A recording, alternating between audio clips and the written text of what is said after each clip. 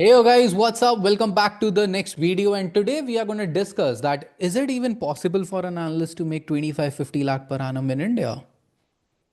Is it?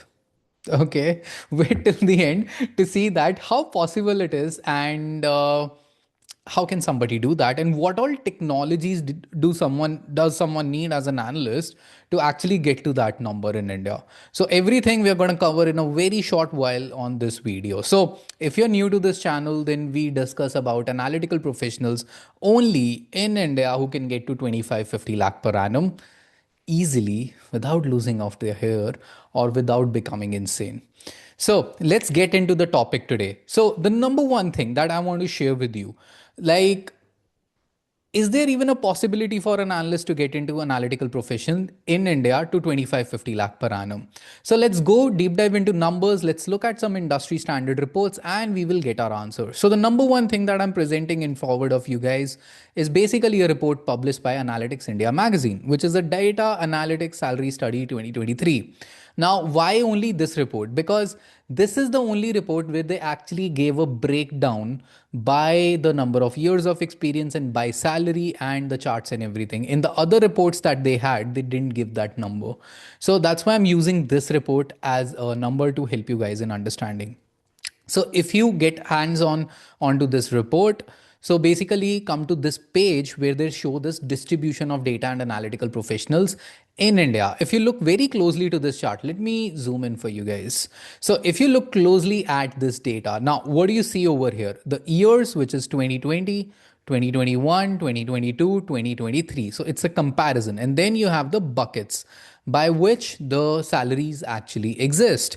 Now, if we just look at 25-50 lakh per annum, then we see this number that in 2020, this was at 9%, and in 2023, this percent was at 12%. Now, some of you people would be like, hey, Jitnam, but this number went to 14%. Why is that? Because here is the industry insight. Guess what happened in 2020 to 2022? A lot of money was pumped into India, a lot of foreign investment came, a lot of funding happened, because of which there was a boom in 2022. There was hiring that was happening insanely. Now, you see these layoffs happening, that so many companies are laying off, saying that it's an AI layoff. No, it wasn't that. Because companies overestimated the demand in 2022. They saw that 2020, 2021, the demand is increasing. People are consuming more content. People are ordering more stuff. People are spending more money. So companies started putting money into those systems that, okay, if the demands remains like this, then we would get much more growth. They hired a lot more people, but then they eventually realized that, oh, it was just a COVID thing. Demand increased and then they decreased. So this is what exactly happened. So if you see it, it happened across the board itself, where companies started spending much more money in acquiring analysts at much more higher salaries. So that's why you would see an increase over here, then you would see over here, and then we don't have the exact numbers over here, but we see 33% only. But overall, bigger picture of the stuff, we see a upward graphs, which is like from 9% to 12%, the demand was increasing. That means the market in India is becoming more mature, the data is becoming more large, and companies realize that analytics is one of the places which we need in order to leverage the data in order to grow the businesses. So that demand is actually increasing in the market. Now, looking at some more data points. Now, what I did next is I went to the Naukri and I scraped some data to see that how the openings were distributed. Now, if you are an analyst watching this and you are thinking that, okay, Japnam, I understand there is a demand in the market, that yes, market seems to be on the upward trend where people are getting more money in terms of 25-50 lakh per annum. But how much is the competition for someone like me? Let's say I'm in certain bracket range, and how much competition do I expect? And probably I'm already at that experience, but I can't see those openings. So let's deep dive into it and let's understand what's the scope of this. So let me just align this properly. Cool, let's get started. So over here, if you look at this, then you see the number of years of experience, and over here you see the salary buckets. So basically, this is job posting data that I have. which I got it from Naukri somehow, was able to get it. So got my hands onto this and then analyzed the data, and this is what I found out what this actually means. So if you look at the data for 3 years, so let's say if somebody has 3 years of experience, then on Naukri, 83% of job postings for somebody at 3 years is from the range of 0 to 10 lakhs. And if we talk about our specific topic, which is 25, 50 lakhs, then you see this number somewhere around zero, which is not exactly zero, but it's 0.4 to 1. That is 0.4 to 1% of job postings where they require a person at 25, 50 lakh per annum are okay to get a person at 3 years of experience. So that's why if you are having just 3 years, 2 to 3 years of experience, you find it even more harder to get to higher salary. So definitely if you are at 15 to 25 lakh per annum, congratulations, man, you're on the top 3%. Now, if we come to 4 years of experience, then this number is around 0.64%. So if you're already there, congratulations, you're part of top 1%. And if you're at 15 to 25, 5%, and then if you are somewhere around 10 to 15, 17, and then if you are at 0 to 10, then you're on the bottom 77%. You got to make sure that you work harder and get to the higher salary range. Now, similarly, if we come to this, then the ceiling kind of breaks at 6 to 10 years of experience, where we see that 3% of these job openings that come up for 25, 50 lakh per annum is they are requiring people had more years of experience altogether.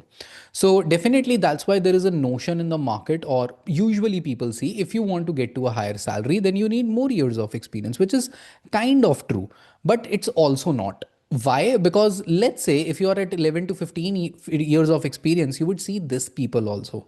Let me highlight it in red, which is 21%, 14%, 12%, 70%, 51%. Hey man, if more years of experience was the answer, these people would not be still paid at 0 to 10 lakhs despite so many years of experience.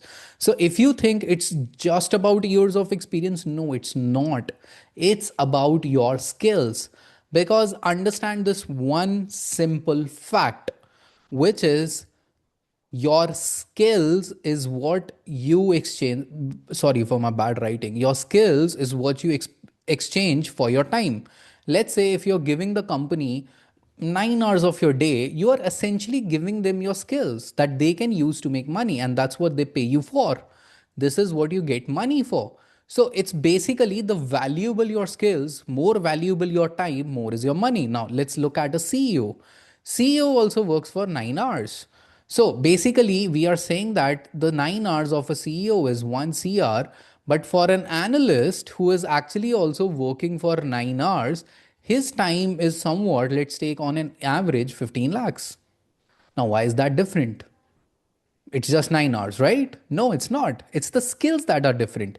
So, coming to the third point of this video, like what all skills do I need in order to get to that bracket of 25, 50 lakh per annum so that I'm in the top 1% rather than in the bottom 77 or 80% of those people? Now, the skills that you need as an analyst, number one, very important, SQL. Number second is Excel, non-negotiable, SQL, Excel. If you don't have these two skills, stop calling yourself as an analyst also.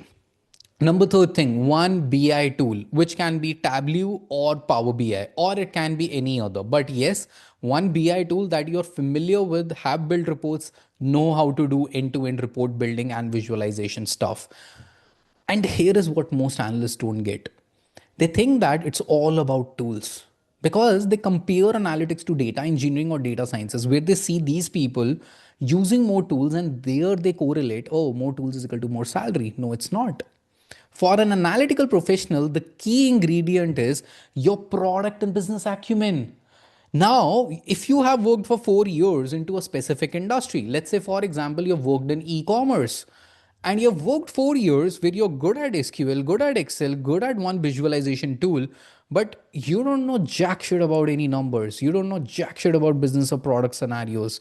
You don't know what these numbers mean or how a business problem has to be root caused out. Dude, nobody's gonna pay you 25 lakhs. And that's the key differentiator between these people who are making 25, 50 lakhs versus who's making somewhere around 15 and somebody who's making below 10. It's not the tools. Do you really think that somebody who has 5 years of experience wouldn't be actually good at tools? Let's say there are three analysts, all have 5 years of experience. Do you really think that they're not going to be good at SQL? Can you really believe that they're not going to be good at Excel? Can you really believe they would not be actually good at one BI tool? No, it's not possible until unless that person is really laid back. But it's highly impossible that they are not going to be good at these three skills. So, what's the real difference? It's their ability to comprehend numbers. It's their ability or their acumen towards the product and the business. So, if you are early on in your career and you're thinking that, okay, I want to get to 25, 50 lakhs, guess what you got to focus on? Your product and business acumen. And guess what? You're sitting at the heart of the center of the company where you have all the data. All you need is a good manager who can teach you what these numbers actually mean. If you just have these three things, now in terms of designing of the environment, I'll also tell you what you can do in order to improve it. And if you're thinking of switching the job, do take care of these things in your mind when you're switching next, so you can enable yourself to become that person who's good at product business acumen, who's good at these tools, and can actually make that salary also. Number one thing, make sure you're good at SQL. Number second, make sure you use Excel without a mouse. Guess what? If you're using mouse as an analyst, you're already rejected in the interview. Okay, we already know you don't know Excel. Number third thing, good at one visualization tool with Power BI or Tableau, which are the most commonly used. It can be Click for you, Looker for you, or something else. Now, if you want to create an environment where you really want to learn about product and business acumen, number first thing that you need to pick up a company that actually operates into a niche. Now, if you go into a service based company over there, once you're allocated to a project, your understanding of the work would actually depend on that. Rather, you are working into a product based company where a company works towards a specific, like let's say quick commerce, e-commerce, fintech, or something, because there is a context to the numbers, so it's easy to understand. Number second thing, which is your manager's profile. See, your direct learning about numbers and the business comes from your manager, because that is the person who actually sits with you and trains you, mentors you, or it can be your reporting manager. But that one person gives you the visibility into what these numbers actually mean. So your manager has to be somebody who's good at it. Now, it doesn't mean that you get somebody as a manager who is a business person. Guess what?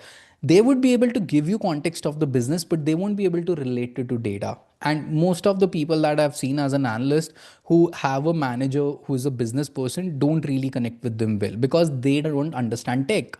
So you want to make sure a manager who understands business and also tech, so that you can learn faster from them. And number third thing, that's the most important, is your team members. Guess what? Who do you ask for help when you're stuck?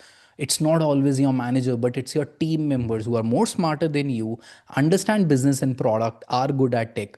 See, if you have these three things, you're working in a company where there is a niche, you have a good manager who understands these things, and a good team, guess what? You will become a good analyst. But if you don't have that, then it's going to be hard for you. That's when you really go outside in the market, hire for external mentors, but that never actually fruitfully turns into business and product knowledge altogether. And that's where the gap actually exists. So you can fix the gap by just fixing this thing. I hope this video really helps you out. So if you want to hear anything else in analytic professionals, how you can get to 2550, comment down below. Let me know so that the next video I make is on that topic. Until then, guys, have a lovely day. Like, subscribe, and follow this channel. See you in the next video. Bye bye.